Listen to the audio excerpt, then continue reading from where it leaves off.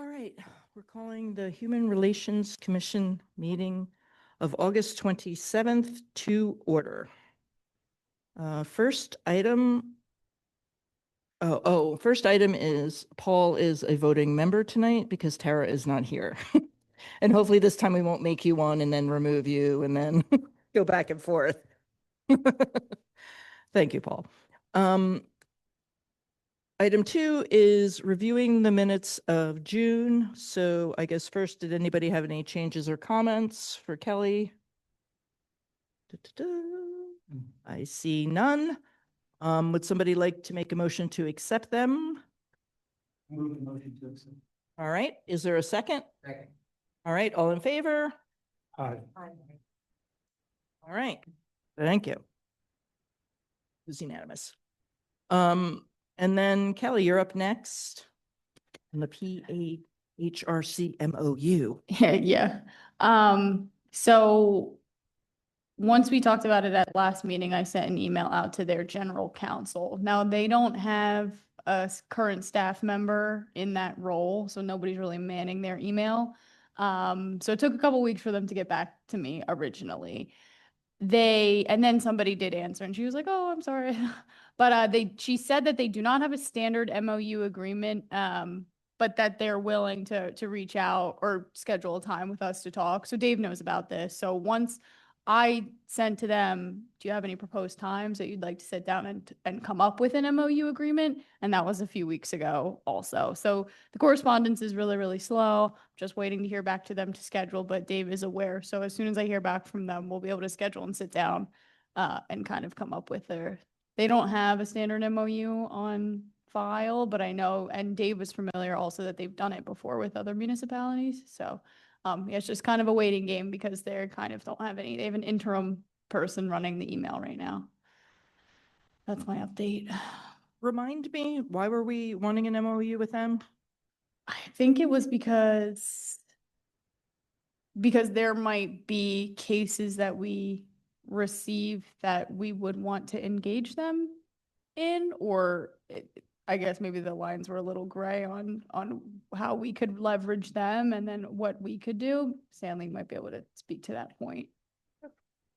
Yeah, I mean, I don't recall exactly the dialogue we had at the last meeting, which was a while ago.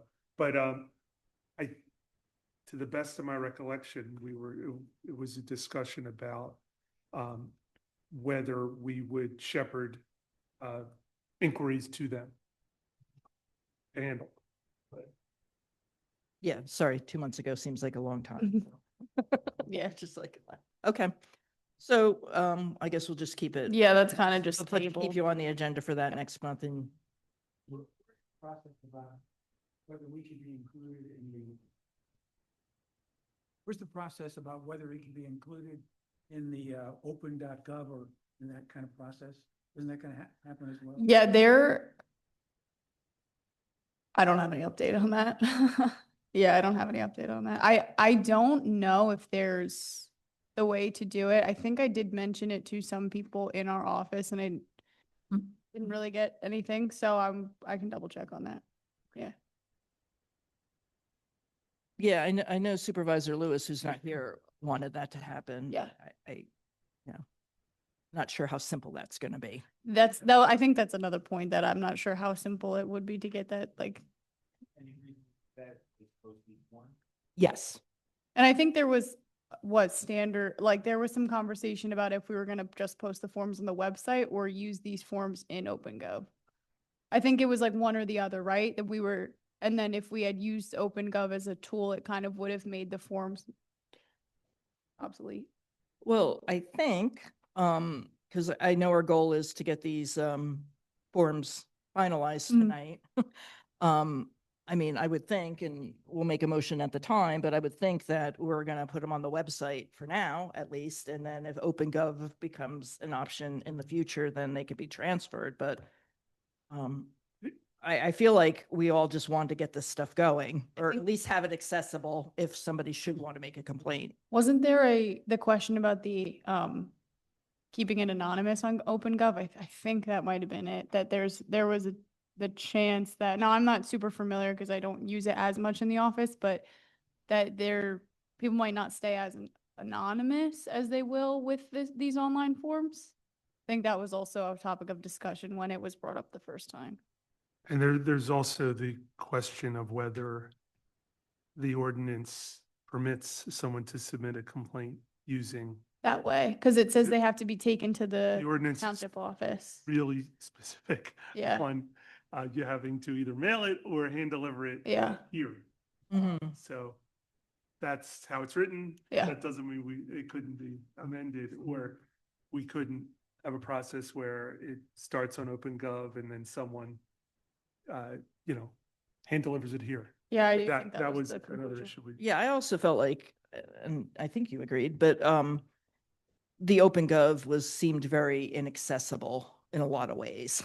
Yeah, and honestly, from what I know, like a lot of people don't know, like a lot of people come into the office and ask, they still think that we do like paper permits. So everything's online now, and a lot of people are still under the impression that everything's in paper, because just only recently we started digitizing. So if many people don't even know that we're doing stuff using OpenGov as a system in general, it might not be a very effective means of communication. So when you say website, we would also, just looking for a vehicle to put it somewhere. So there's a Lower Makefield website, so we would be on that website. Yeah, so at the top of the LMT page, there's a tab for boards and commissions, and then when you click on that, it has the rundown of all of the boards and commissions. And on our page, I'm very proud to say that our page is full of stuff because of all the work that you guys have been doing thus far. Like, we have all the resources that Amanda and Kathy had put through, and eventually we'll have these forms on there. So it's really looking good. It's really nice and Cool. full, and I think that's a really great step in the right direction. Oh, yeah, good. Yeah, so I think it fits on the page right now. Yeah. Okay, so let's move along to the forms. I think which one is first on the agenda? Sorry, I pulled off. The cover letter. Well, there is no draft cover letter yet. So, Okay,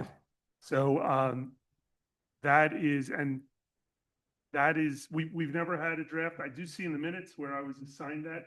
I don't remember that. I don't remember what we discussed about it.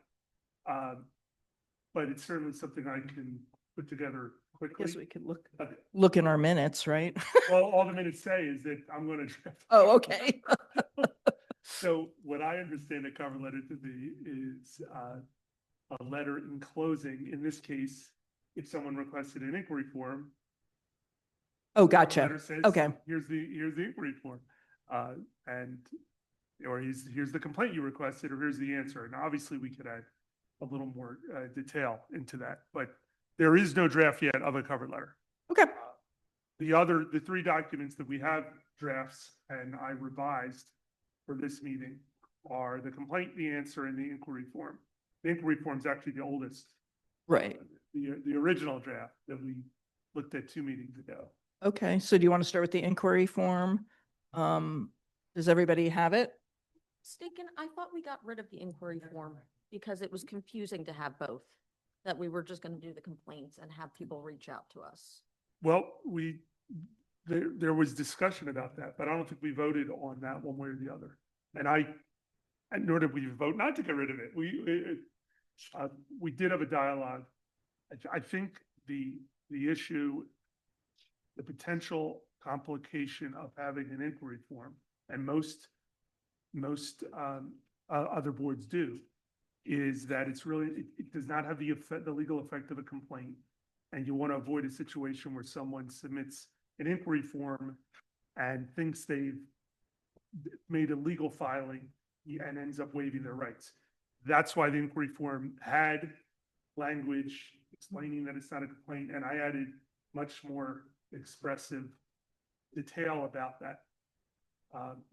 Personally, I think if we get an inquiry form, which asks for details, and someone submits the form and it becomes apparent that they're at day 172 and day 180 is coming, it would really be, incumbent upon us to tell the person, the inquirer, look, if you're planning on filing a complaint, or if you're interested in that, it's time to do that, or you're going to waive your claim. The reason why I wouldn't get rid of the inquiry form altogether is because it is, there are folks who might have questions about whether or not they want to file. And when you file a complaint, you name a respondent. That complaint is served. It has a legal significance. And for folks that aren't sure they want to do that, and for respondents who may not deserve that because the complaint doesn't, really rise to the level of something that's violative, I think that's, an inquiry form can prevent that. For instance, if we get an inquiry form that says, I was discriminated against back in, the summer of '86, we can, we are likely to strongly suggest that that not be filed as a complaint because we can investigate it. It's 2 months ago, so it's 2 months ago, so it's hard to remember exactly. But I wrote before our process that I thought, and my memory is like yours, that the goal was to make it easy to enter the process. And so to have it by phone or person or email to determine their eligibility easy before all this work is done. And so then the comments that Stan just made would be time, I know is one. Does it fit into these categories would be something else. And Stan would probably know more things. So we know in the very beginning, yes, it's appropriate to continue or no. And also this issue that comes up about, maybe you have to bring your claim to an attorney. We would hit those issues right at the very beginning. If then it was valid in time, the right area, then we would do the inquiry form. That's my memory of what we said last time. Yeah, so what you're describing is someone filing a complaint. I'm someone someone saying, I think I've been discriminated against. Okay, when did it happen? Is it one of these categories? Well, great. Now you can come in and do the inquiry form. Well, how does that initial dialogue occur? It occurs either by phone, because you would have a form. If I were answering the phone, I would have a little checklist that you helped develop, because you know this stuff better than I do, or it would be done by email. So the next step would be, yes, it's appropriate. It does fit these categories. Now, let's go into all these details, because now once we entered the process, it would be easy to work with somebody to do all of this. This is a lot of stuff from folks who aren't computer literate and who don't understand all of this. That was my memory of last time. Yeah, and I think I'm seeing on the form, so we Which form? officially got, inquiry the complaint form is what's in front of me, that there is an email address on there. So I think that is then set up, or was that a hold? No, so that's on hold. So Katie and I had this discussion on what we should do. I would probably just put admin@lmt.org because there is some fee or financial limitation when it comes to opening up a new email account for the township. So it's gonna either have to come to probably admin@lmt would probably be the best Okay. to put on there. Well, I trust anything going through Katie. So Concerned about that process. I think the process you've described is one of a variety of ways that people could come to us. And as you describe it, it works perfectly. But there are folks that might really just have questions they want to inquire about. I have a question about sexual harassment. This is what happened to me. Does this violate my rights? They're not filing a complaint. I think the reform helps people organize their thoughts. I think it also helps people that don't want to get on a phone call. So I think being accessible by phone is great. I think having an inquiry form is great. The only problem I have with an inquiry form is to the extent it becomes confusing and misleads. That's what I would be sad about. I was thinking the inquiry form would become the complaint form. All the things you asked for in the inquiry would now be on the complaint form. Well, the inquiry form and the complaint form are similar in that regard, but you don't have to fill out everything on the inquiry form. You don't have to fill that out. You have a question. We want detail. It helps us answer a question. But whereas on a complaint form, you're required by the ordinance as well to provide specific details, like the respondent, for instance, and their address, which you wouldn't have to do on an inquiry form. You indicated that there might be some other things besides timeliness and the classifications.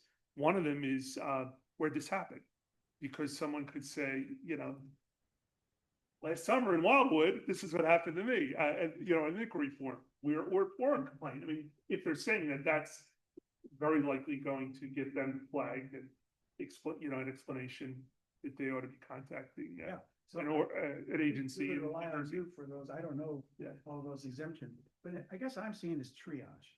And just to get into the system and make it easier to get in the system, make people comfortable, and then get into the nuts and bolts of the inquiry. But I'm fine to go where however other people would like to do.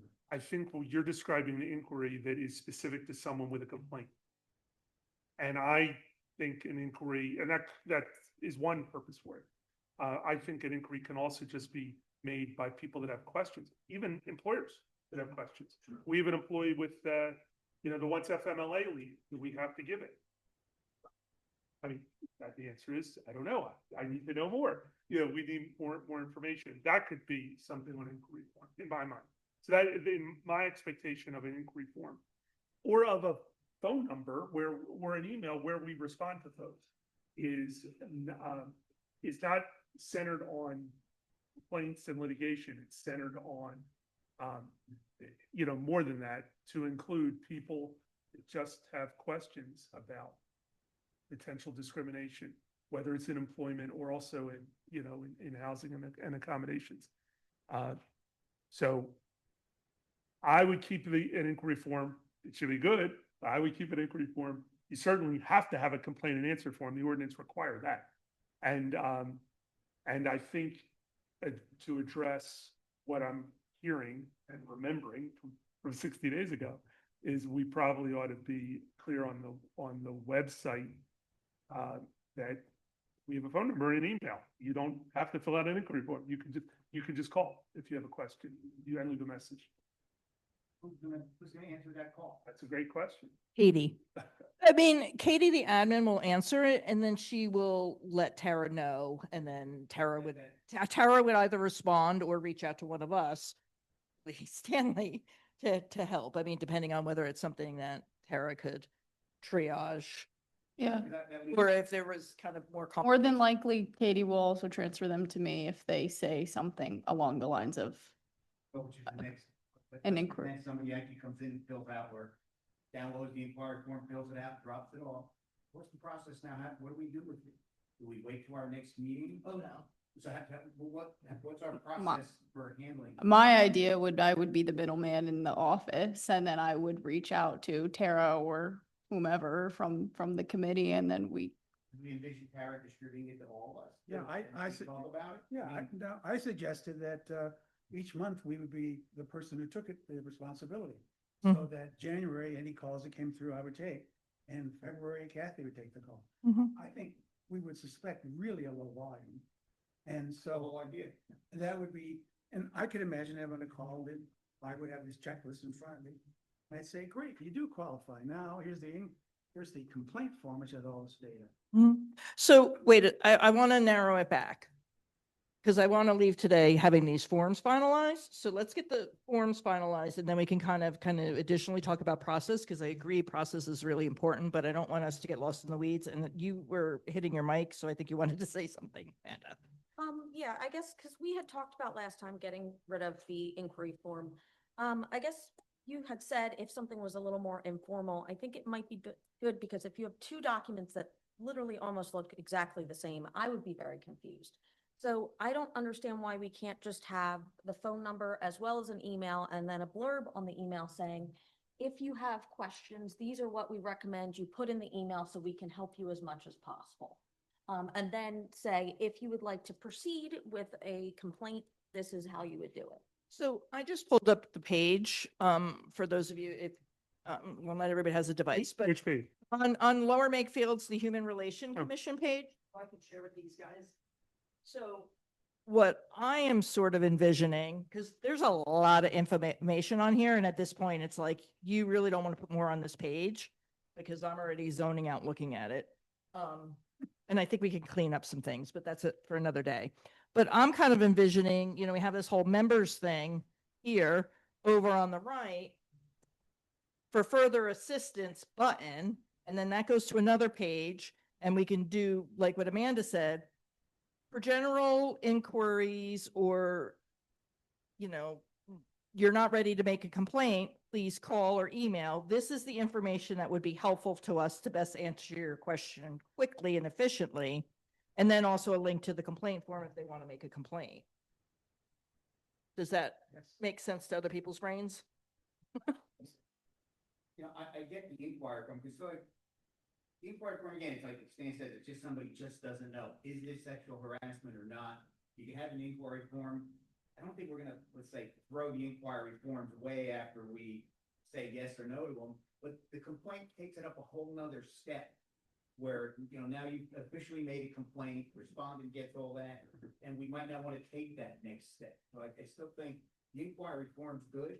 I think I spent a lot of time on the phone, I have a lot of really dumb customers. But I think when we keep saying at this point that, oh, if they're not computer savvy, they can't fill out the form.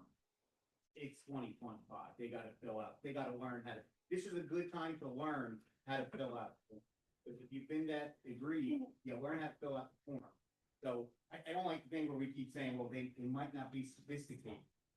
Well, no, I mean, I think we have to have accommodations. I think if they cannot fill out a form, they should be able to come in and make an appointment with Kelly or somebody else to sit down and do it. Like, there could be accommodations to somebody who's disabled or elderly or just doesn't like to fill out forms.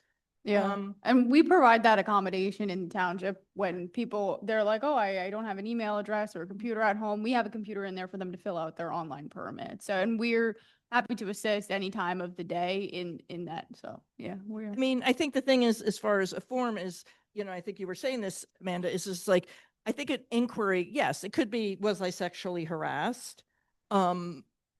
But I think more likely it's like, can you speak at our group? Or maybe an employer has a question, or, you know, when do you meet? Or how do I get on the board or whatever? And I think all of that could be taken care of in an email. Mhm. I think one of the things about the inquiry form is, if you're gonna have one, it should have the information that is pertinent to help someone organize their thoughts. And there are lots of folks in today's world who are not comfortable on a phone or in person. They want to fill out.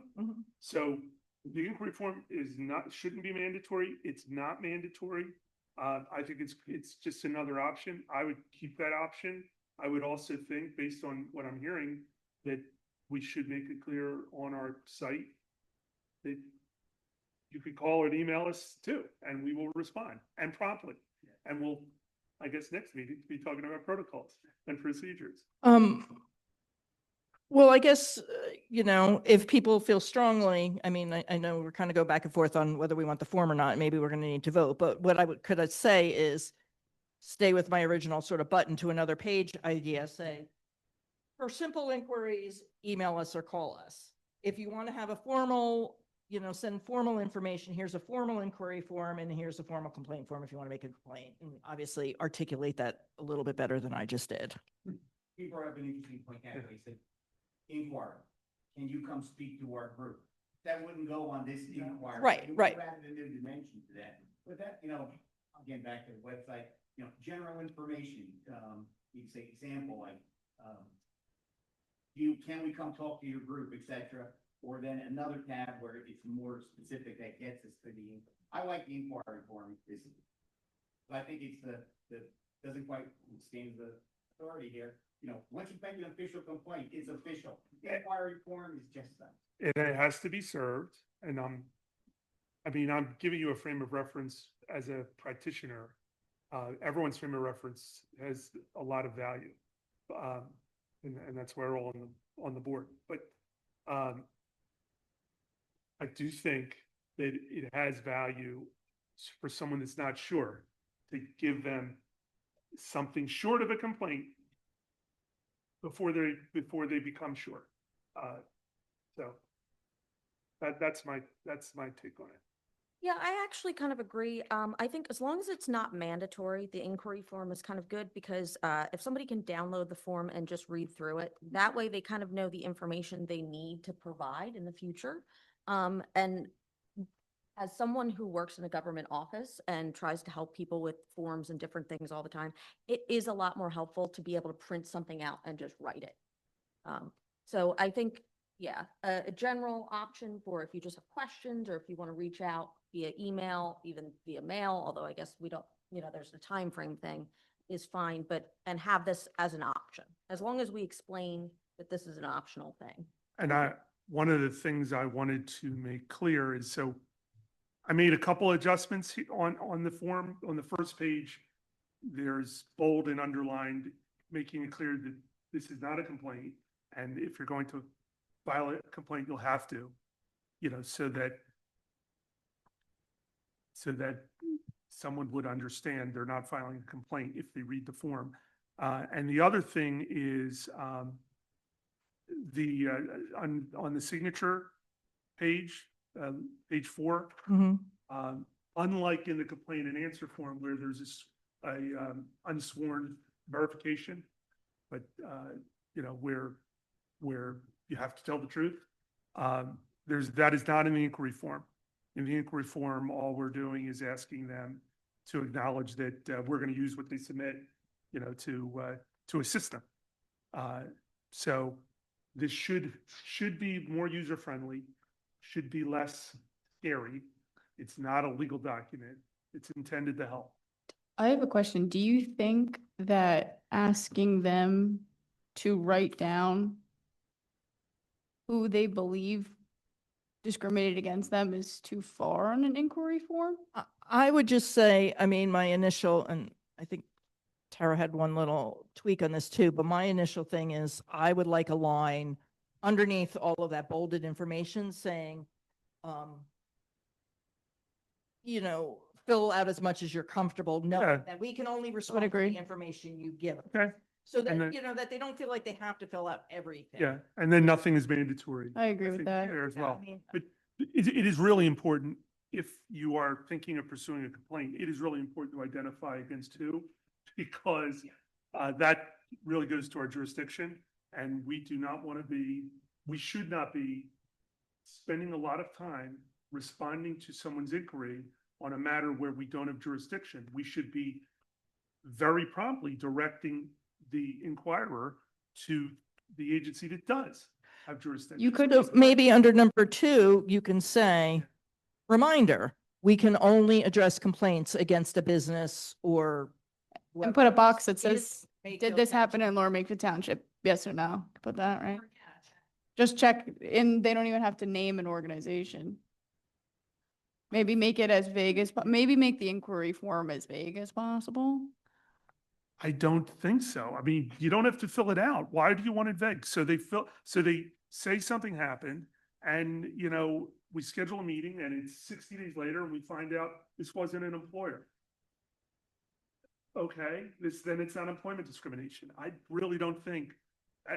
Well, Again, I mean, my vision, and I just said not to talk about process, but of course we're going to have to talk about process, is that once we get this, we can look at it and we can say, oh, okay, so we need, one of us will call the person and talk through some of the stuff with them, i.e., is it an employer? Are they an LMT? Those are kind of the 2 biggest questions. So why would you feel comfortable calling and asking someone that question, but not asking whether they want to provide that information on a form?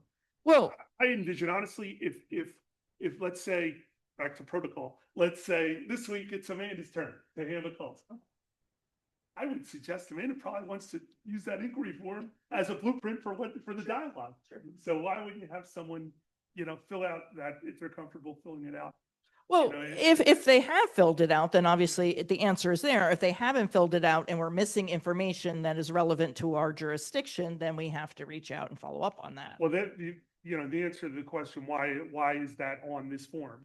That's why, because we need to know, is it in? But don't in you an need to employment- know that on the official complaint? Of course, that's Doesn't absolutely. a lot of the stuff, there's more information on the inquiry form than there is a complaint form. Shouldn't some of these be on the, There's more pre-printed information.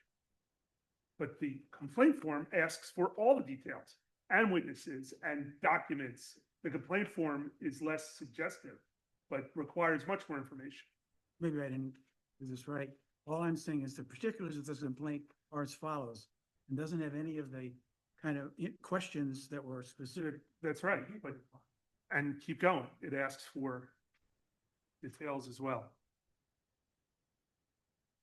It asks for, let me open that one. I don't see that. Yeah, the inquiry form does seem more detailed. Yeah, the complaint form you sent today is only 3 pages, and I think the inquiry form is longer. On page 3, and I probably should have numbered the pages. If there are additional facts you believe should be considered, record them on additional pages. Initial each page, attach them. If you have any documents, letters, receipts, the back of your complaint, please copy them and attach them to this complaint.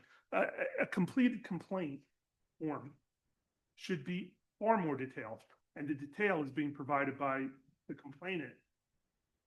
But most of those are, more details are on the inquiry form now. Pre-printed details, pre-printed questions, yes, to get information. So And you don't need this information on the complaint, which is a legal document? this is the form of this complaint tracks pretty closely to the form complaint that Pennsylvania Human Relations Commission uses and just about every other agency. So these, this page. This page, yeah, and this page. Yeah, 3 pages. So whereas in the inquiry form, we have specifics around what individual discriminated, what happened as a result of the events, what remedy you're asking, can be filed, on and on and on. Wouldn't that be on the complaint form? They didn't file a complaint. Yes, on a complaint form, you would probably expect someone to say what remedy they're asking for. But if on an inquiry form, someone says the remedy I'm asking for is an apology, as an HRC, we would probably contact that person and say, you know what? Let's see if we can help get you that apology. Reach out and prevent a complaint. You might not get the apology, but there's nothing on that inquiry form that is inappropriate or that requests information that isn't relevant. I mean, I think what he's kind of, or what I'm hearing him say is that inquiry form is a screening form to see if they are eligible to file a complaint, whether the complaint should be with us, whether there should be another jurisdiction. And in those circumstances, we need that extra information. I mean, I'm okay enough with it as long as we add what I said, which is fill out as much of it as you are comfortable with. And then, yes, it might mean more follow-up with us, but for some people, giving information when they're talking to an actual human being is easier. For some people, it's easier to write it on a piece of paper. Yeah. And I think maybe to note just a general, as much information as you want to give us, please, but also know that the more information allows us to screen and better determine if you're eligible to be heard, or if this should go higher, or if there's nothing that we can do. So I think maybe, Best direct you to the proper. yeah, I think saying like, again, feel free to put as much as you want or as little as you want, but just know that, this helps us determine the recourse that we could take. Well, I will go along with the group, but the logic doesn't seem to make sense to me. The inquiry form is chilling. Even the first 2 paragraphs for people to do, because to read through those with 180 day on and on and on. So I think a simpler form would be less chilling and then would lead to more data. But if everybody else sees it the other way, let's do it the other way. What would you take off? I would create a different form that would have the things that Stan has identified would say they're not in the jurisdiction, they're out of time, they're not in Lower Makefield, they don't relate to one of our categories, and whatever else is appropriate. And that would be the beginning stuff to help talk people through this. Then we require the data that's now in the inquiry form.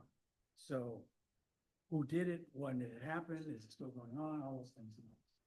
That's my take about this, but other people see it differently. That's cool. I think what Byron's looking at, I can understand that where on the inquiry form, there's a section 3 to fill out, 5, 6, 7, 8, 9. They have all separate sections. On the complaint form, we're just giving them a great big blank piece of paper and say, particulars of this complaint. Mhm. Okay, well, here we have little titles, and then part of this is we're trying to help people we believe might not be very good at filling out forms. So over here, we kind of let them for those, 6 numbered sections. Over here, basically, it's gonna be the same information in this complaint form, in the particulars of this complaint are as follows, but you're relying on them to, totally come up with this text all by themselves.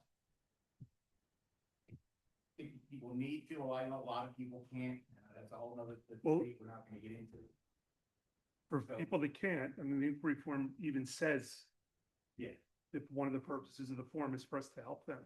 Yeah, but would it be again, meeting over at the process, okay, we see everything that they filled out on the inquiry form. We prompted them, they filled out the prompt, but when it comes to putting it all together in one story, they're just not really good at that. So- one of us have to basically paraphrase the inquiry. form, Yeah, so fill out that's, the complaint form and go, is this what you need?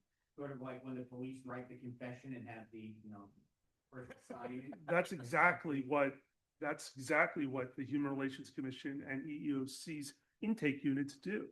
Exactly. Now, I don't know what percentage, that is, they meet with folks that want to file a complaint and they help them articulate it, draft it, type it, and have them sign it. Yeah, That's what they do. Yeah. Now, that's not, the cases I'm involved in, that rarely happens. Generally, those complaints are drafted by a lawyer for the client and contain all the information. The complaint form requires, and our ordinance requires, the name and address of the respondent, that whether it's employment, accommodations, or housing, whether it's ongoing or not. That's all, and when it occurred. All of that is jurisdictional. It then requires the classifications. They're all there. I checked them this time and they're all correct. We had an extra one before, that's gone, the GED one, but that's not in our ordinance. And then we ask them for the details and to provide any documents they have and to verify. This is, we can reinvent the wheel, but the complaint form's the wheel. This is the standard. The inquiry form is much more discretionary and whether we think it's helpful or not. I like the way it's set up now. I'm not debating again. I'm just looking at, again, it gets into process. How would we do the process? We might think that's what Byron's concerned with. Blank sheet here versus a bunch of prompts here. Some people can deal with that, some can't. For the ones that can't, well, one of us will help them with it. Hopefully educate them a little along the way. So I like the forms as they are. I understand the inquiry form. We could call it inquiry/intake form. We could wordsmith till the cows come home. We could. I agree with that. And I think, again, we should make it clear on the website. Don't have to fill that form. You can call us, you can email us. It's really about answering questions and getting people the information they need. I mean, I like them as they are. Some people are gonna be able to run with them and deal with a lot of people we know who just aren't. They don't read, so they're not, and then hopefully they'll reach back to us and say, can you help me with this? That is not, I would tell you, that is not my experience in discrimination law. I really don't do, public accommodation and housing, so I don't know the sophistication level, but I do find most folks that contact me through, whether they're employees or employers, have pretty good ability to communicate. It's just devil's advocate, that. Yeah. Right, yes, I believe that this is something serious. When this happens, you should be able to figure out how to write this down. It's just, I don't want to be a bonehead about it, but it's serious. You have to take your time and write it down, and if you can't, you're gonna lose some of your rights, because as a citizen, not to get on. Yeah, but unlike in the scenario where the police confession scenario, it is absolutely our job when necessary to help someone draft the basics of a complaint. That's not deciding it, just making sure that what they need legally is in it, so that it can be processed, that we should be doing that. Personally, okay to do that with people if it becomes my turn. Yeah, I mean, looking at the inquiry, I mean, given what we've said as far as kind of, amending that one line and whatever, I feel like, I get what Byron's saying about, it's a little overwhelming. And what I would say is, like, the things I think that could be taken off if we were going to edit it down a little is the witnesses piece for the initial piece. And I think that a lot of what you have on the front page is also on the website as far as what we can do. And it can be a little, maybe that could be a little intimidating. And I certainly think we could tweak that down. But I think the rest of the information, you know, I can be okay with. I mean, I could be okay with it as is too, if the group is going that way, but I'm also trying to kind of, Yeah, so I think asking folks if they have witnesses is actually a helpful question, or to jog them and help them organize things. But I also think that is probably the least important thing on an inquiry form, because you don't need to list you don't have to list witnesses in a complaint. You don't have to. Might help you to be persuasive. But I have a hard time thinking that, you know, on balance, the document's worse because it asks for witnesses, or, you know, asks if you Yeah. have witnesses. I don't have a problem with it. yeah. I was just looking at, is there anything that could be taken out? Let me just tell you what Tara said. It's minor, like, it's not anything like what we've just been discussing. Let's see. Okay. All right. So thing one is, it's just the thing about additional information. I could always email this to you, Stan, is she reworded it slightly to, Are we on the inquiry form or the complaint? it's actually, I think on, That sounds like the complaint. that does sound like the complaint form, but then I think she said maybe it's on some of the others. If there is additional information you believe should be considered, please share it on additional pages. Yeah, And that's the for each- complaint and answer, Okay, right? They both. right, so then we can hold that, she says it's also on the response form, okay. Yeah, on the answer form. And then the inquiry form, she said, I would encourage to simplify the verbiage to a more basic reading level. But I do think that our other accommodations are sort of addressing that. I mean, I think what's intimidating in higher reading potential is the stuff at the very beginning, which is all the legalese. So I cut and pasted Yeah. that pretty much from our ordinance. Sure. So, yeah, ordinances are written probably at a higher than a, They're very wordy. Mhm. you know, the problem is if you don't use that language, it's not accurate. Mhm. Okay. But I mean, I am not here to tell you that you can't simplify this language. What I am here to tell you is have at it. No, I also, You can simplify it. I also think that, you know, based on my correspondence with Tara, she wants us to get this done tonight, so. So I think that she will accept, you know, I think we're making it optional. If they want to keep things simple, they can email us. Well, I do think that it would be worth writing somewhere. If you have general questions, just give us a call. Right. Don't even worry about the inquiry form. And if we think that this has some basis, go fill out the inquiry form so we can officially Right. determine. So I think that like the process, I know we didn't want to talk about process or procedure, Yeah. but I think it's got to be like a chain of command type Right. thing. Like, Sure. like call us, just talk to us, give us a general information. And then if we think it's necessary to fill out the inquiry form. Now, if they come out and say on the phone something really like bad, okay, yeah, you definitely need to fill out a complaint form. We know that that is going to be basis for, yeah. Right. So I think that, you know, and the approach inquiry, the simplest form of communication first, maybe. What'd you say? Let me try one more time. And, but we all come from different perspectives about this. So I was the director of a large mental health center. And so what we decided was we wanted to make it easy to get into the process because people were scared. They didn't know what to expect. And it's a government product. It was a government office. So we created, as Paul suggested, an intake form. And that was really just designed to answer the questions. Are you in the right place? Think we can help you? But the first session with somebody then got into all the information on the inquiry, because then we were in the process. We hooked them to come in. They felt more comfortable.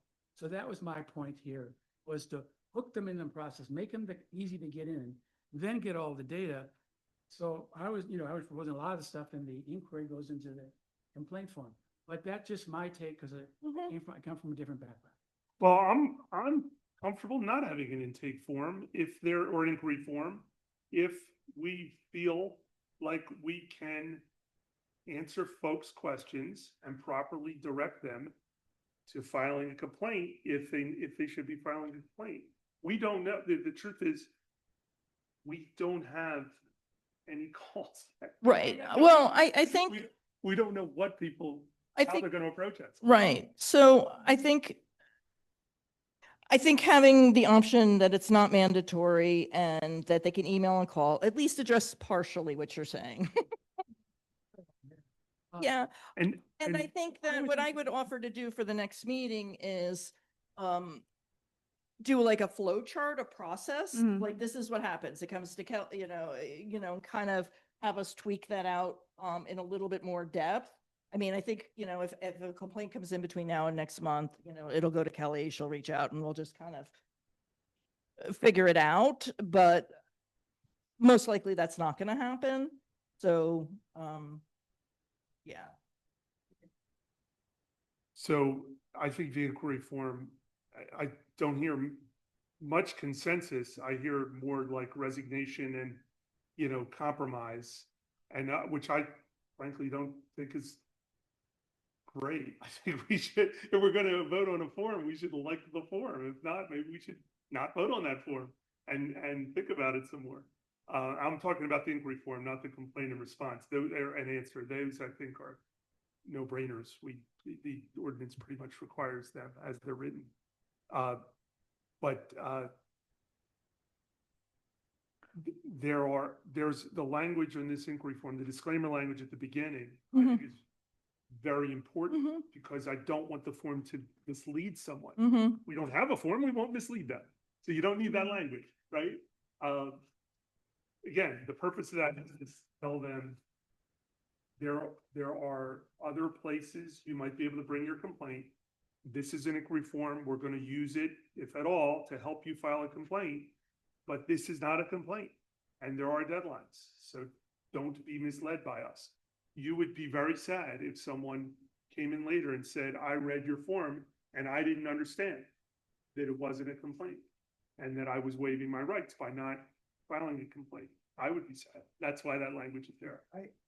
I have more trouble with the second paragraph than the first paragraph, because it's got when it starts going through the United States equal employment, on and on and on, I find that more difficult than turning people off. But I believe there needs to be an intake form, and it would be a list of the issues you described, which would say, yes, you're in the right place, or no, you're not in the right place, because it happens someplace else, or it's too late, or So simple form like that, then gets people into let me tell you about intake forms, because for instance, the EEOC has very specific intake forms for specific alleged discrimination.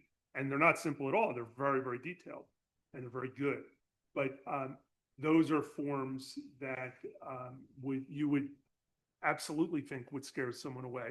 The thing is, at the time they get them, they're already, as you say, hooked.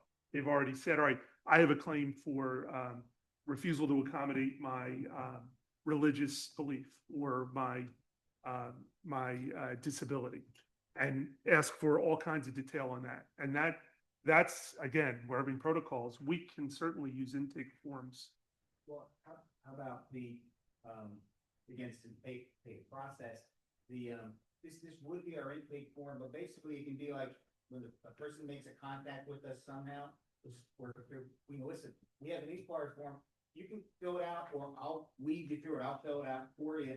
So, because now we're gonna create a fourth form which we won't agree on, so we're really going back. Well, The the intake form is more of an investigative yeah, that's form. probably an official term when we say that. Like, basically, we'll offer when someone contacts, either there's an inquiry form, you can fill it out, or we can talk about it and I'll help you fill it out right now. So maybe don't put it on the website. Maybe that's Well, it's on the website, they call, look, if the form's there, or if you prefer, we can talk about it now. You know, I say, we can talk about it, people don't answer their phone anymore. So if you go to call a person back to fill out this form, they're gonna go, I don't know that number, they don't answer the phone, it's a real problem. So I think, let's not make another form, so we won't agree about that. Use this form, and we just, in process, which Kathy's talking about, either we'll help you fill it out, or if I'm gonna give the benefit of the doubt to my lower Makefield residents that they're clever enough to fill it out. And for the one or two that aren't, And hopefully we never have to fill it out. And That's it- the whole goal, right? If, Yeah, we'll help them. Amanda wanted to say something. Sorry. Right. Jump In fact, in. by this point, I don't even remember what it was. No, I think I like having it both ways, having it listed as an intake or inquiry form, so people don't some people don't know what inquiry is compared to like an intake. And I like having it on the website, but also having it on the back end with us, because if somebody wants to fill it out themselves, it's there. If somebody calls and they're speaking to us, we can go on this end and say, okay, what about this? What about that? So I do like the inquiry intake form, as long as it's not mandatory. So, but there was That's probably the something biggest else I piece. don't You're remember a at this point. you feel strongly we can't call it intake, it has to be called inquiry? no, Because to me, it feels like kind of an intake form. Yeah. But I don't know if there was like a legal reason for that. Well, and people kind of know what intake forms are, like if you've ever been to the doctor's office, stuff like that. They kind of know the items that you're going to be looking for. As long as we emphasize none of these are mandatory. well, the complaint is, Well, right, the complaint and answer Mhm. are mandatory. I mean, and the The inquiry form. guidance Incorrect. can come from the HRC or me, like, this is mandatory, this is not, you should fill this out, you should not. Like, guidance is always there, I think, readily available, and that should be Amanda's clear. comment's interesting because I was with my wife today at a physician's office. She was a new patient, like this much stuff. Mhm. So she started working, and she said, "Do you really have to do the?" I said, "No, just let it go. Don't worry about it." So it didn't lead to much information because all the hard work came when you saw the physician. I guess I follow rules too much. I always. feel- I fill out what I want them to know. Okay, so I think we're at the point that, okay, thing one. I misspoke that, Tara had mentioned that there was a statement about if you have information, additional information, that is also in the inquiry form on page 1. There's a less detailed reference, but it's actually on all 3 documents. Okay, Something to that effect. so thing one, do we want to call it inquiry form or do we want to call it intake form? Do people have strong opinions either way? Make a motion to accept the forms and then see what happens when you try to do process. And does it still make any sense? Okay. I would second that. Okay, let's hold a second because we got to make the motion with the caveat that we are going to add a line after this inquiry form is not a complaint saying something along the lines of Well, I think before question 1, uh-huh, which is on page 2. right. Okay, yeah, that's fair. Centered and underlined, language, I'm gonna actually say it and type it as I'm saying it. Okay.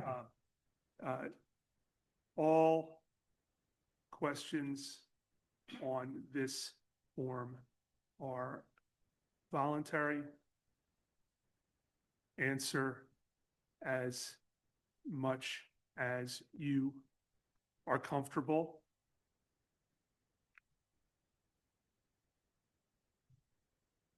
Doing.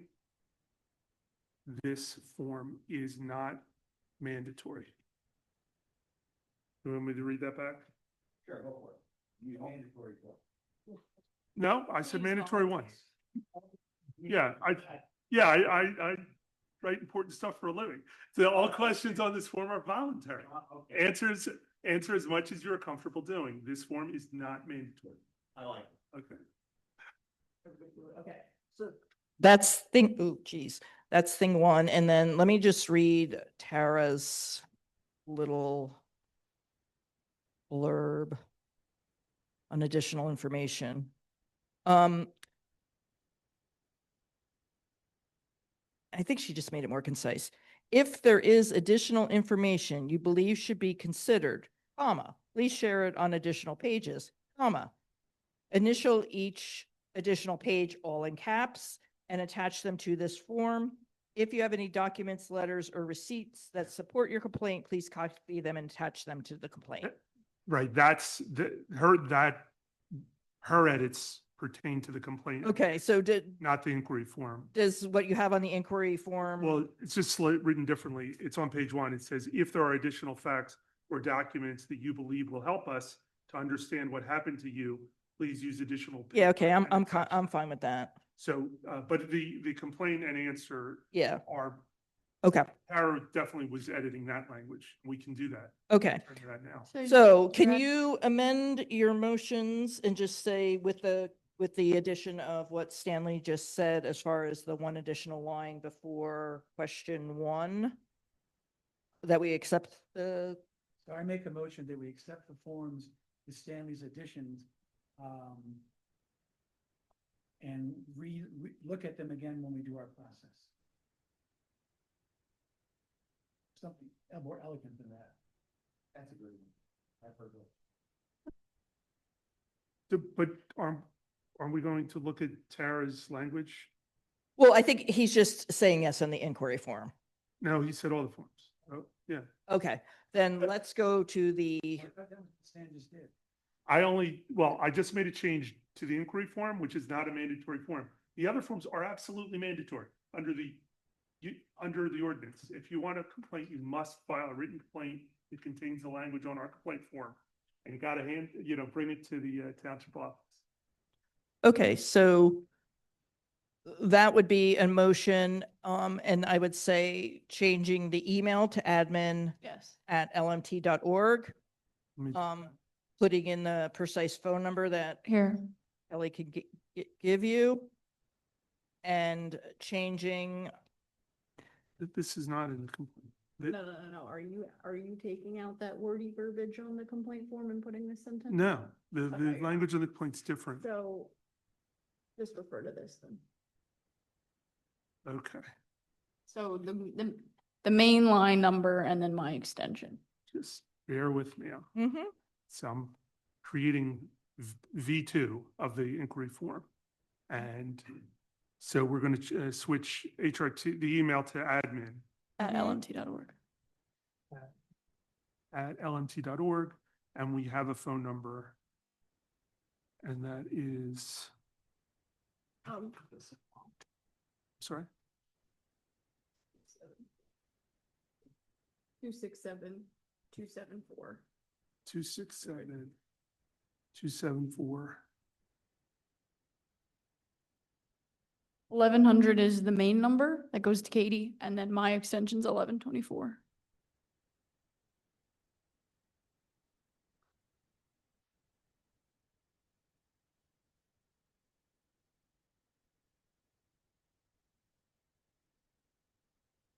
Okay, so hopefully I typed it well. The correct, or the admin email address and the phone number with an extension that would reach Kelly. and I just emailed you Tara's verbiage so you could do a cut and paste. To me, it didn't seem that different. And what form is that going on? What's her verbiage suggestion going on? The complaint and Complain and answer. so, You want me to read it or send it to you also? Please. But since we're doing edits, this is a silly thing. The thing at the bottom of the inquiry form, this inquiry form is not a complaint, which seems very important.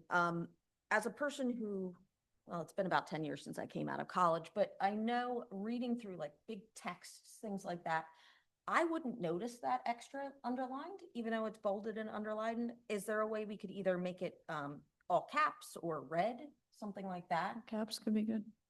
Which piece are you talking about? This piece, because it kind of just blends sure, in. we can make it all caps. Yeah. I mean, all caps underlined and bolded is Yeah. sort of kind of obnoxious, like, but I know, all but caps, we just want to make. all it- caps and bold, I would get rid of the underline. Oh, okay. Well, I mean, because this is all caps and bold, isn't it? Here. And that kind of looks like it's already, Oh, the last, that. Yeah, that's the what I'm header. about. It's bold and. Yeah. It's an actual cast, it's bold. Yeah, so I think what Stanley was saying. Stanley was suggesting is, all caps, remove the underline. You guys okay with that? no, I was gonna have all three, all caps, underlined and bold, but We're all learning to compromise. you can leave the red out. Doesn't have to be in red. I'm still trying to add Tara's language. Always, but you know, Such is life. Yeah. It is a good idea when you're trying to show that someone would have seen it if they read something carefully to put it above their signature line. because you know they read that. Okay, that's why it's there. But all caps is I good. love what you did here. I'm not trying to edit it. Let me do the all caps. I think it's wonderful. We're all so invested that we're like, we're gonna make this perfect. I mean, I think probably as far as reevaluating it, I mean, we'll talk more about process next time. I'll come up with a visual flow chart. This is like, But I also think like, we're going, we probably just need to go through it once and see where the bumps are, and then we can streamline bumps. Completely agree. Yeah. Completely agree. And that might not even be possible until we get some real examples. I mean, hopefully we never do, Yeah, I mean, hopefully we never do. but it might be easier to point out problems and troubleshoot that way. And I forget Webman's name, but did Webman make these changes? Could I work with Katie to make changes? Katie made, yeah, this is Katie. Are you referring to Dave? Oh, the other webman. I thought you meant Dave Kelleher. Oh, no. Sweet. Dave Soundman. Yes, you're right. There is another gentleman who does work on the website, but generally I ask Katie to do it. Okay. Then maybe, yeah, once we get it, I can meet with Katie Yeah. and we can kind of do it out, because I also want to kind of clean up some of this other stuff. I have limited access to the Slate Hill page, so I have had some experience Right, with the yeah. web. Yeah, I would definitely schedule a meeting if you want to coordinate. Because I really do think it should be a link that goes to another page saying questions, inquiry form, complaint form, and then whatever verbiage we want on there. Right.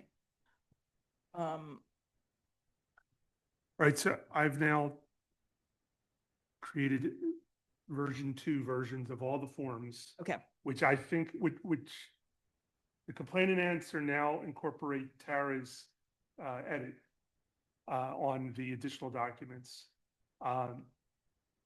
I also corrected the answer which referred to the complaint, so now it says answer correctly. And then I made the changes to the inquiry form to include the all caps. And I can circulate these, I guess, at the end of the meeting, whenever you want.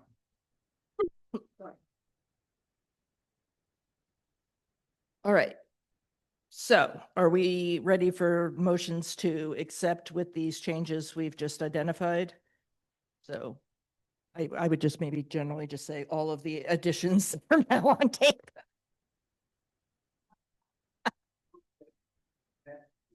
Documents as revised, which will be on the record. That's my motion. All in favor? Aye. Aye. Okay, unanimous. Or Woohoo! Nice. he said he felt complicated like that, he goes, so moved.